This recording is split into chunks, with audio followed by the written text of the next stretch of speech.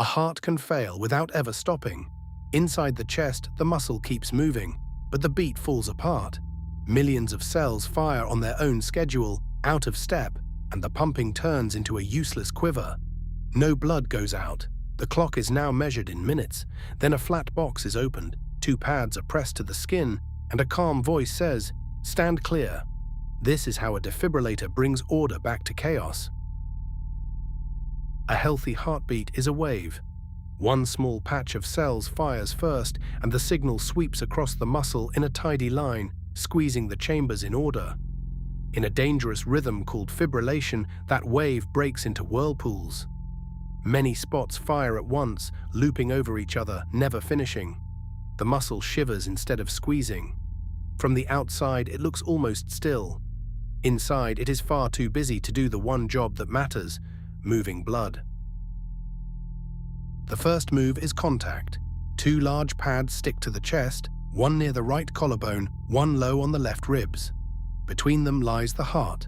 The pads are not simple wires, they are wide on purpose, spreading the coming current so it does not burn one small spot. A thin gel layer grips the skin and lowers resistance. Now the heart sits in the path between the pads, like a room between 2 open doorways, ready for a signal to pass straight through. Before anything happens, the machine listens. Through those same pads, it reads the heart's faint electrical noise and draws it as a line, an ECG. A built-in program studies the shape of that line many times each second. It is asking one question: is this the chaotic, fast pattern of fibrillation, or a rhythm that a shock would only harm? The device will not fire on a heart that is beating well. First, it must be sure the wave is truly broken. This step is a gate. If the rhythm is one a shock can fix, the machine arms itself and warns you. If it is not, the device refuses and tells you to keep doing chest compressions instead. That refusal is a feature, not a flaw. A correctly timed shock can save a life. A careless one could start the very chaos it is meant to stop. So the defibrillator sorts the moment into 2 paths, and only one of them leads to a jolt. A wall outlet or a small battery cannot deliver a hard enough push on its own, so the device saves the energy first. Inside is a capacitor, a component that gathers electric charge and holds it like a held breath. Over a few seconds it fills, and you hear a rising whine. By the end it stores a strong dose, often around 200 joules, parked and waiting. The energy is ready long before the heart is. Everything now hangs on one button. Stand clear. The button closes the path and the stored charge pours out through one pad, across the chest and into the other. The current does not wander. It takes the short road straight through the heart muscle in a single brief surge, lasting only a fraction of a second. Modern units even reverse the flow halfway through, a biphasic pulse, which does the job with less energy and less harm. In that instant, the whole heart feels the same command at once. Here is the heart of it. The shock does not kickstart the muscle like an engine. It does the opposite. It floods every cell with current at the same moment, forcing them all into the same state, fully fired and unable to fire again for an instant. The looping whirlpools have nothing left to feed on. They stop. For a heartbeat or two, there is silence, a clean slate, every cell quiet together.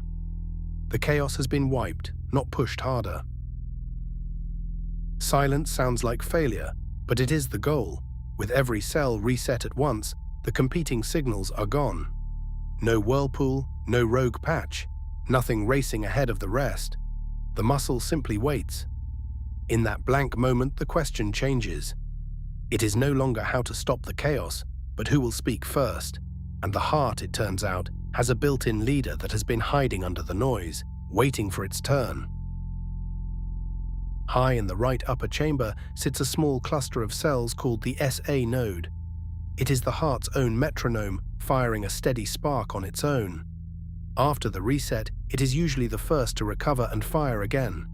Its signal spreads out across the quiet muscle with no rivals to fight, and the tidy wave returns. One patch leads, the rest follow, in order. The squeeze comes back, blood moves again, the rhythm is restored. None of this works alone. Between shocks, chest compressions keep blood and oxygen moving so the cells stay alive long enough to be reset. And speed rules everything. With each passing minute, the odds of success fall, which is why these devices now hang on walls in airports and gyms, plain enough for a stranger to use. The voice guides each step. The machine decides when to fire. The human only keeps the blood moving and presses the button. So follow the whole chain. The heartbeat breaks into a useless quiver. Pads on the chest place the heart in the current's path. The machine listens and reads the rhythm, then decides if a shock will help. A capacitor charges, storing the energy. The current crosses the chest in one brief surge and resets every cell at once. The chaos goes silent. The heart's own SA node wakes, leads, and the steady wave returns. Order restored from the outside. A defibrillator does not force the heart to beat. It clears the room so the heart can find its own rhythm again. Next time you pass that small box waiting on a wall, you will know exactly what sits inside and what it can give back in a single careful second.